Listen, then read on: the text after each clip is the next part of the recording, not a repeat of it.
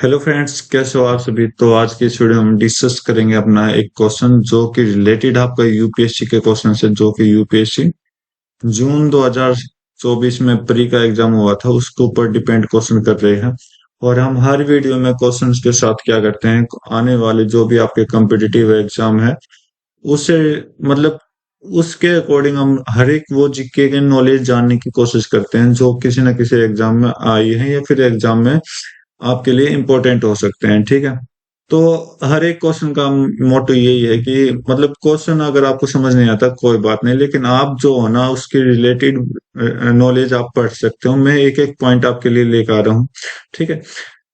और वो किस तरह से आपके एग्जाम में आ सकती है, तो वो हम क्या करते हैं, हमने पूरी कंप्लीट तैयारी कराने की कोशिश करते हैं। तो उम्मीद करता हूँ आप अब तक जो देखते आ रहे हो तो अच्छा लगा होगा।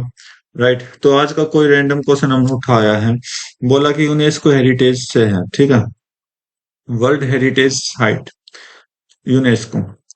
तो यूनेस्को के द्वारा दो साइट अभी 2023 में, 2023 के ऊपर ही क्वेश्चन पूछा है, जस्ट करंट अफेयर से रिलेटेड इन्होंने।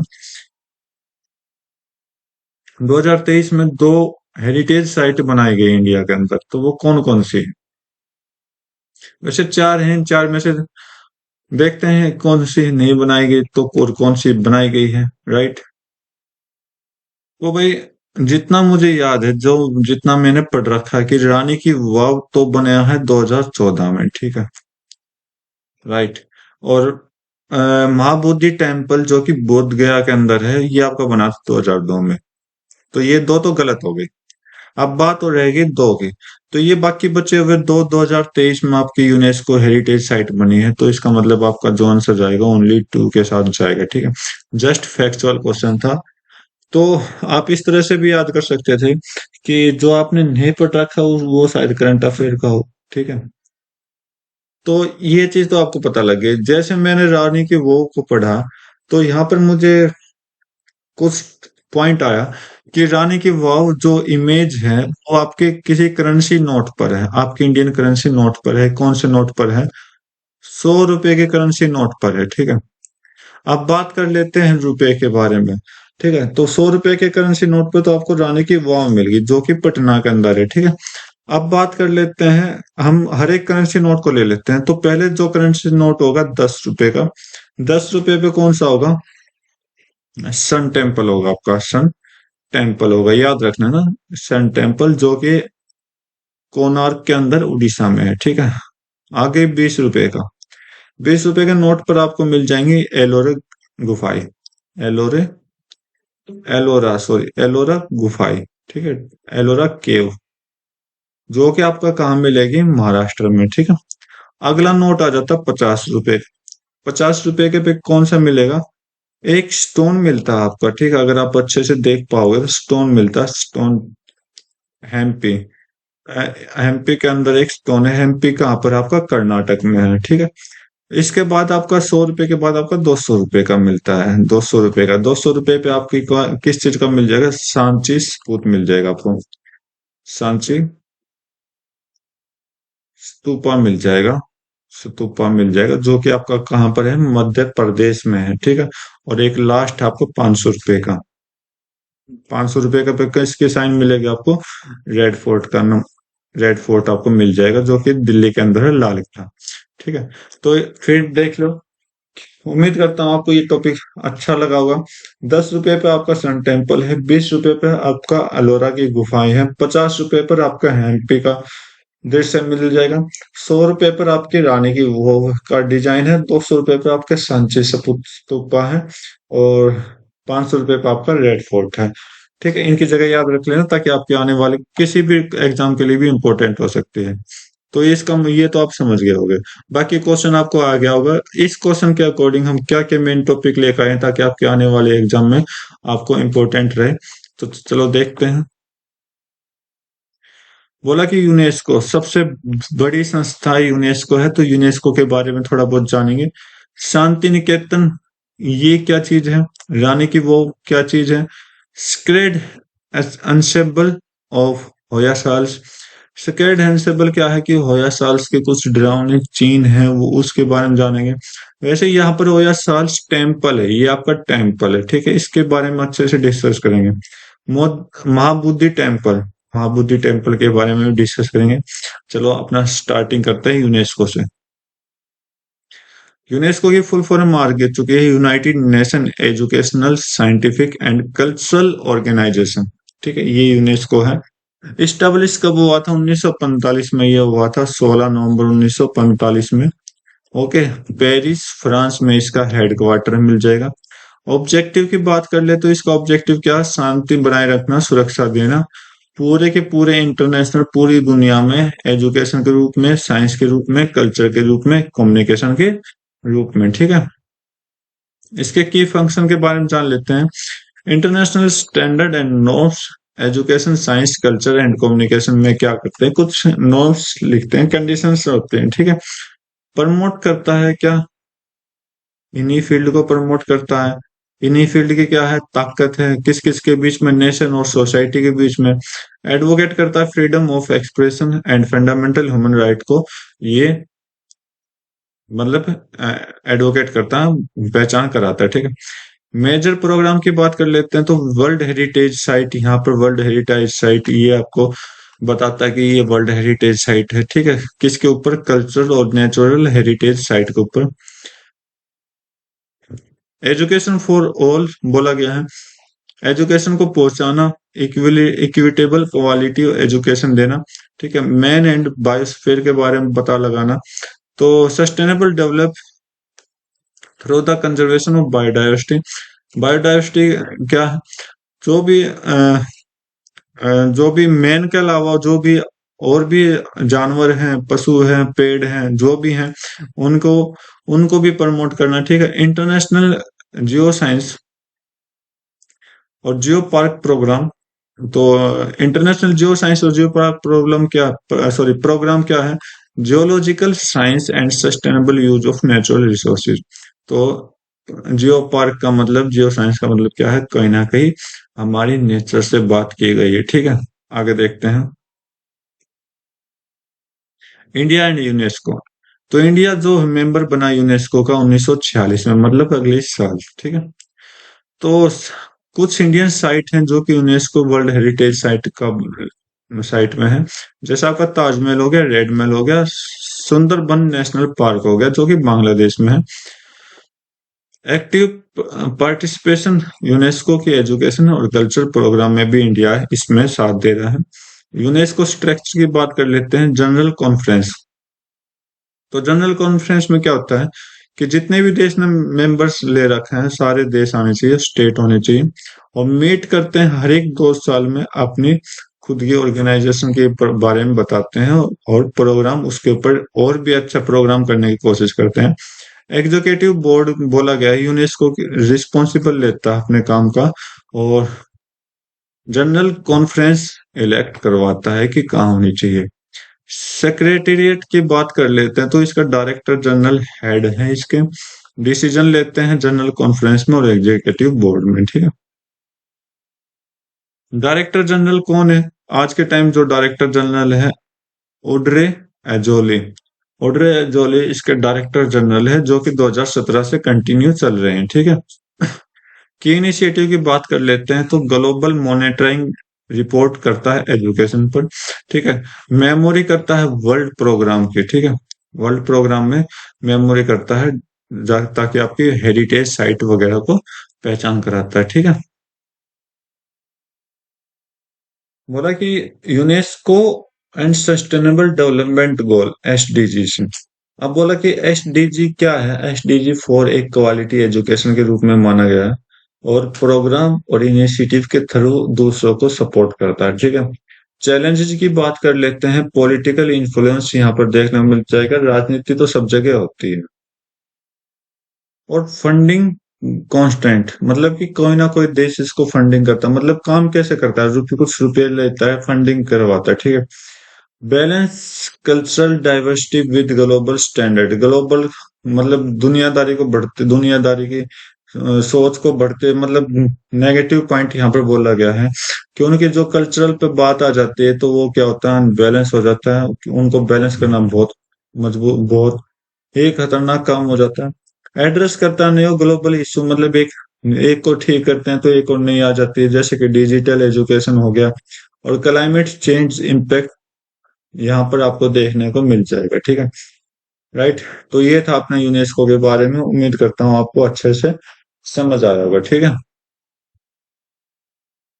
आगे बात करते हैं शांति निकेतन। शांति निकेतन का, तो शांति निकेतन जो है फाउंड किया गया महर्षि देवेंद्रनाथ टैगोर, देवेंद्रनाथ टैगोर ने 1863 में इसका फाउंडेशन किया गया शांति निकेतन का। इसके बाद इसके सन रविंद्रनाथ टैगोर ने लिया, ठीक है। तो रविंद्रनाथ टैगोर के फादर साहब ने इनका स्टार्टअप किया था, देवेंद्रनाथ टैगोर ने, जो कि 1863 में इन्होंने स्टार्टिंग की थी इसकी, ठीक है, इस फाउंडेशन की। लोकेशन कहाँ आपका, ये लोकेशन भी बहुत इंपॉर्टेंट होती है क्योंकि कई बार क्वेश्चन में लोकेशन पूछ लिया जाता है। शांति निकेतन कहाँ, भाई शांति निकेतन आपको भोलपुर में है, वेस्ट बंगाल, जो कि 160 किलोमीटर दूर है कोलकाता से, ठीक है। मतलब वेस्ट बंगाल में आपको ये देखने को मिल जाएगा शांति निकेतन।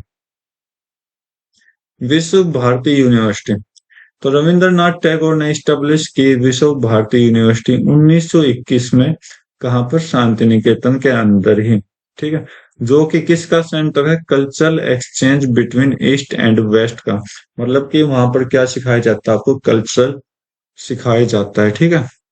आगे देखते हैं फिलोसफी।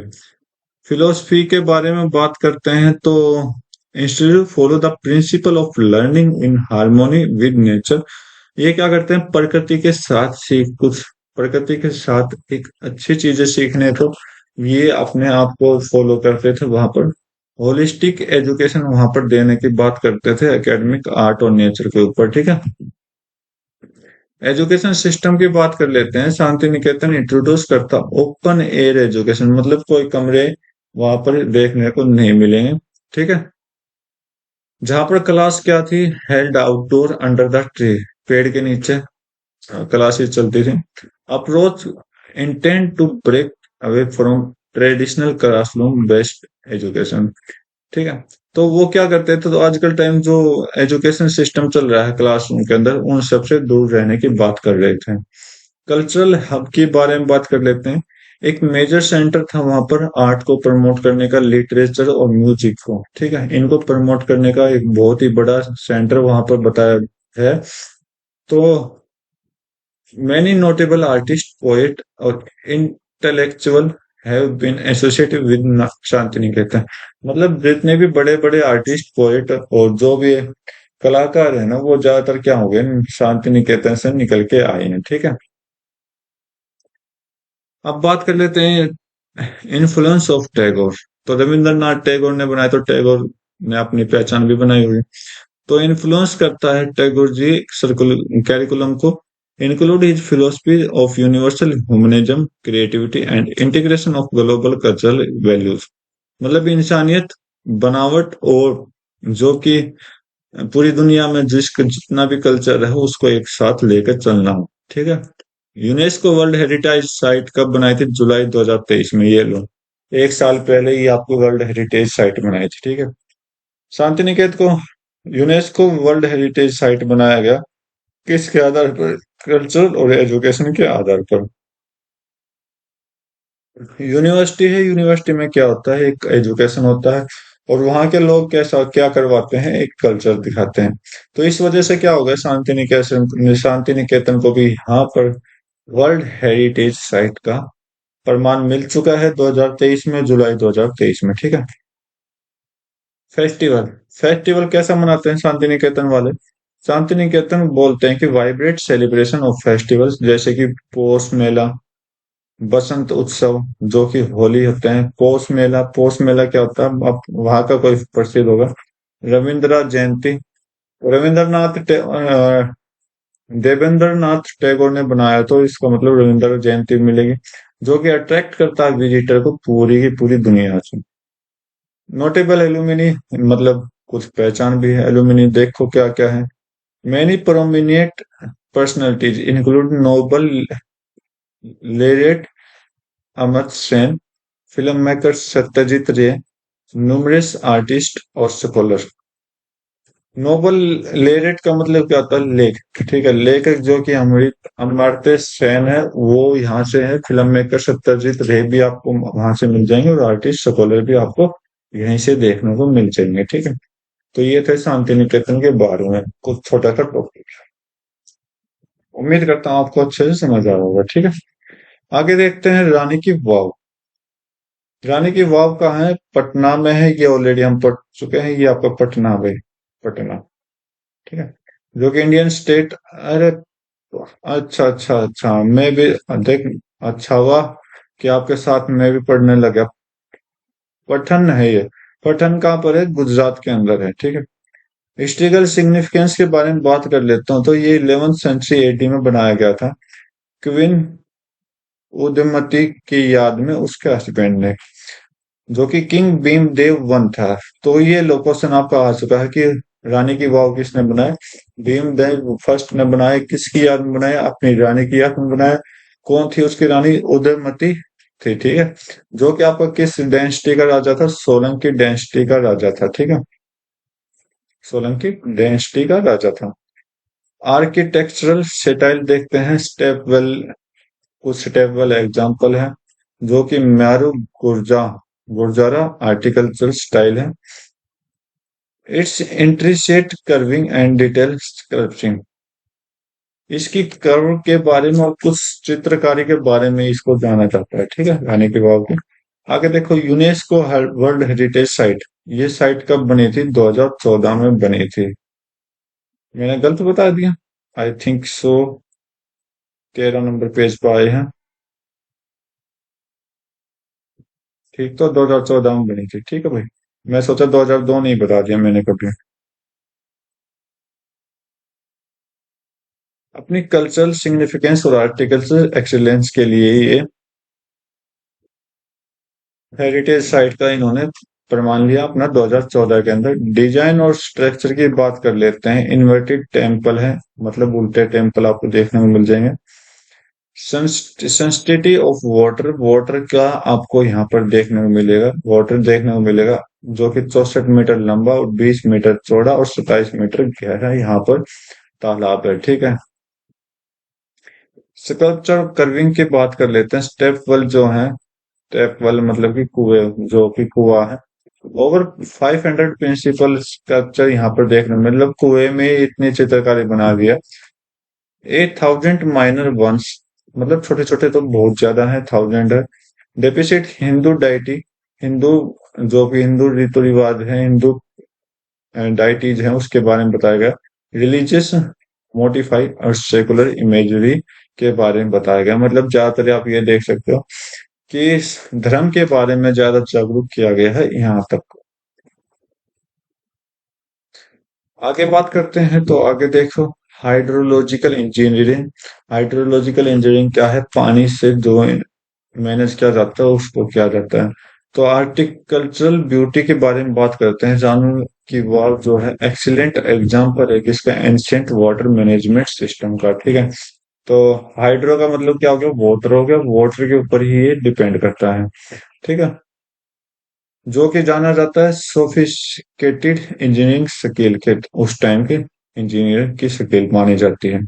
टूरिज्म और कंजर्वेशन की बात करें तो आज के टाइम पर रानी की वाव जो है सिग्निफिकेंट करता है टूरिस्ट टूरिस्ट अट्रैक्शन को, और मेंटेन रखता है ASI, मतलब आर्कियोलॉजिकल सर्वे ऑफ इंडिया को, ठीक है। चलो भाई आगे देखते हैं। तो रानी की वाव भी आपको समझ आ गया हो कि कितना अच्छा था, ठीक है। स्केल्ड एसेंबल ऑफ होसाल्स को देखते हैं। होसाल्स क्या है? एक प्रोमिनेंट साउथ इंडियन डायनेस्टी है, जो कि रूल किया between 10th to 14th century के बीच में। आज के टाइम कहाँ है? कर्नाटक के अंदर है, ठीक है। आर्टिकल्चर स्टाइल के बारे में बात करें, होसाल्स टेम्पल, मैंने बोला था होसाल्स में कहाँ है टेम्पल है, उसके बारे में बात की गई। Intricate and elaborate sculpture detail. Temple often features star-shaped platform and richly curved friezes. बोला कि स्टार बहुत तरह के, बहुत ज्यादा स्टार यहाँ पर लगाए गए हैं और रिचली फ्रीज बनाए गए हैं, ठीक है। कॉमन आर्किटेक्चरल एलिमेंट यहाँ पर देखने को मिल जाएंगे। यूज ऑफ सॉफ्ट स्टोन, मतलब साबुन के पत्थर बनाए गए हैं। Presence of lathe turn pillar, presence of lathe, lathe है मतलब कि एक झाग नुमा आप कह सकते हो, जो कि पिलर को बनाया गया है वहां पर, ठीक है। आगे देखो, प्रोमिनेंट टेम्पल के बारे में बात करते हैं तो चाणक्येश्वर टेम्पल बेलूर, तो ये होशाला क्या एक पूरी डेंसिटी थी, उस डेंसिटी के अंदर ही बात करेंगे हम। चाणक्येश्वर टेम्पल जो कि बेलूर के अंदर है, ब्यूटीफुल स्कल्पचर ही है और इंट्रिकेट कर्विंग के बारे में बात की गई है। होशालवरा टेम्पल जो कि आपका हेले बीदू में है, फेमस है किस वजह से? वेल स्कल्पचर और डेपिशिएट हिंदू डाइटी और सीन दिखता है एपिक लाइक रामायण और महाभारत के यहाँ पर सीन दिखाए जाते हैं, देखे जाते हैं। केशव टेम्पल, केशव टेम्पल कहाँ है? सोमनाथ हमपुरा, जो कि आपका गुजरात में है। तो होशला आर्किटेक्चर, नोट किया गया सिमेट्रिकल लेआउट को और ऑर्नेट स्कल्पचर को, ठीक है। कल्चरल सिग्निफिकेंस के बारे में बात कर लेते हैं। These temple are not only place of worship, मतलब कि यहाँ वर्शिप के लिए ही नहीं बल्कि आर्ट्स के लिए और उसके कल्चर के लिए भी जाना जाता है। हौसला कंट्रीब्यूशन करता है पूरे इंडियन हेरिटेज को। स्कल्पचर और कर्विंग डेपिसिट वेरियस एस्केप, जो कि हिंदू मिथोलॉजी है, हिंदू की सोच विचार है। एवरीडे लाइफ, जो कि एवरीडे लाइफ बताता है कंटेम्परेरी कल्चर ऑफ हौसला पीरियड, उस टाइम के दिल्ली के दिनचर्या आपको यहाँ पर देखने को मिल जाती है। Okay, world heritage site, world heritage site Sacred Assembly of Hosala have been recognized by UNESCO as World Heritage, मतलब रिकॉग्नाइज की गई है। तो यहाँ पर रिकॉग्नाइज नहीं, यहाँ पर ऑलरेडी बन चुकी है, डन, ठीक है, राइट, 2023 में। तो ये शायद पीछे की बात लिख लिया है मैं, ठीक है। हाईलाइट किया गया है global significance need for preservation के लिए। तो ये देखो, जब किसी को सेलेक्ट करना होता है ना, वो वहां पर जाके अपना देखता है कि किस तरह की हमने ये बनानी चाहिए या नहीं बनानी चाहिए, तो उसको एक लिस्ट में रखा जाता है, तो वो लिस्ट रिकॉग्नाइज की जाती है, ठीक है। लेकिन उन्होंने तो डन कर दिया, कंप्लीट करो भाई, हटाओ इसको, बन गया ये वर्ल्ड हेरिटेज साइट, मुबारक हो 2023 में, ठीक है, राइट। टूरिज्म और प्रिजर्वेशन के बारे में बात कर लेते हैं। साइट अट्रैक्ट करता है टूरिस्ट को, हिस्ट्रियन को और आर्किटेक्चर को अराउंड द वर्ल्ड। एफर्ट करता है प्रिजर्व इस टेम्पल को, prone of weathering and damage due to the detail curving and type of stone use, मतलब इस तरह के टाइप यूज स्टोन यूज किए गए हैं ताकि आपको ये बारिश होने से भी, जैसे कि घरों में क्या होता है कई जगह दरारें या नमी आ जाती है, तो उसको भी ये बचा सकता है, ठीक है। तो ये आपका इतना हेल्पफुल करता है। ओके, आगे देखते हैं, बात कर लेते हैं महाबोधि टेम्पल की। तो महाबोधि टेम्पल कहाँ मिल जाएगा? वो बोध गया में मिल जाएगा, जो कि बिहार के अंदर है, ठीक है। सिग्निफिकेंस की बात कर लेते हैं। होलीएस्ट साइट बताई गई है बुद्धिस्ट के लिए और मार्क करती है सिद्धार्थ गौतम को, बुद्ध को, और जहां पर इन्होंने क्या किया था, एनलाइटमेंट किया था, जहां पर ज्ञान की प्राप्ति हुई थी बुद्धि ट्री के नीचे, ठीक है। याद करो, आपने पढ़ा होगा बुद्ध के बारे में। यूनेस्को वर्ल्ड हेरिटेज साइट के बारे में बात करते हैं तो ये 2002 में बनाई गई थी। क्यों बनाई गई थी? क्योंकि इसके कल्चरल और हिस्टोरिक, मतलब जो कि इसके पीछे के जो बातें हैं उसको देखते हुए यहाँ पर इसको वर्ल्ड हेरिटेज साइट के रूप में बताया गया है, ठीक है। हिस्टोरिकल बैकग्राउंड की बात कर लेते हैं। टेम्पल कॉम्प्लेक्स करता है एम्पेरियर अशोक को, एम्पेरियर अशोक ने इसको बनवाया था कहाँ पर? 3rd सेंचुरी BCE में। Current structure date back to 5 to 6 century से, अगर आज की बात करें तो 5 से 6 शताब्दी पहले बनवाए थे, ठीक है। आर्किटेक्चर स्टाइल के बारे में बात कर लेते हैं तो excellent example of the bill बताया गया है इंडिया ब्रिक वर्क, मतलब ईंटों से बनाया गया। One of the earliest example of Buddhist architecture in brick, मतलब ईंटों पे ये बनाया गया, ईंटों की वजह से। मेन फीचर की बात कर लेते हैं तो कॉम्प्लेक्स इंक्लूड करता है सेंट्रल महाबोधि टेम्पल को, वज्र सेना जिसको हम डायमंड थ्रोन भी करते हैं, इसका कॉम्प्लेक्स कॉम्प्लेक्स किसका चीज का, वज्र सेना का। होली बुद्धि ट्री है, सेवरल स्मॉलर स्तूप है, कुछ स्तूपा बनाए गए हैं और स्ट्रक्चर बनाए गए हैं, ठीक है। ज्यादा बड़ा मुश्किल का पढ़ना नहीं है, मतलब सिंपल सिंपल से आपके नोट्स बनाए गए हैं। बुद्धि ट्री के बारे में बात कर लेते हैं तो बुद्धि ट्री किस किस चीज का नाम है। बुद्धि ट्री को डायरेक्ट डिसेंटेड बनाया गया ऑफ ओरिजिनल ट्री का, ठीक है, under which the Buddha getting enlightenment. मतलब कि बुद्धि ट्री क्या है, वो ट्री है जो ओरिजिनल ट्री है जहां पर एनलाइटमेंट किया गया था बुद्ध द्वारा। प्रेजेंट ट्री जो है प्लांट किया गया 19 सेंचुरी में, 19 सेंचुरी में इसको दोबारा उगाया गया है, ठीक है। कल्चरल इन्फ्लुएंस की बात कर लेते हैं। Temple has influenced Buddhist architecture across Asia and continues to be major pilgrim site। तो ये क्या हो गया, ये बुद्धिस्ट आर्किटेक्चर जो कि ऑल ओवर एशिया ज्यादातर आपको देखने को मिलेगा और कंटिन्यू किया गया है। इसकी पिलग्रिमेज मतलब कि आप ये कह सकते हो यात्रा, कौन सी यात्रा हो सकती है वो, मतलब कि तीर्थ साइट, तीर्थ की जगह बनाई गई है। रिस्टोरेशन की बात कर लेते हैं। रिस्टोरेशन मतलब दोबारा बनाना, ठीक है। undergone several restoration notable during the British colonial period under supervision of Sir Alexander Kenningham and J.D. Beglar। Sir Alexander Cunningham और जेडी बेगलर के रूप में इसी टाइम इसको दोबारा बनाया गया था, ठीक है। पिलग्रिमेज की बात कर लेते हैं तो ये अराउंड द वर्ल्ड है during the Buddha Purnima festival. ये बुद्धा पूर्णिमा फेस्टिवल कि में आते हैं ज्यादातर, मतलब यहाँ मेला लग जाता है, सेलिब्रेट करता है बर्थ, अलाइनमेंट और डेथ ऑफ बुद्धा, मतलब इसके जन्म के, इसके ज्ञान प्राप्ति को और इसके जो कि मृत्यु का टाइम है उसके टाइम, मतलब उस दिन को हम क्या करते हैं यहाँ पर सेलिब्रेट किया जाता है, ठीक है।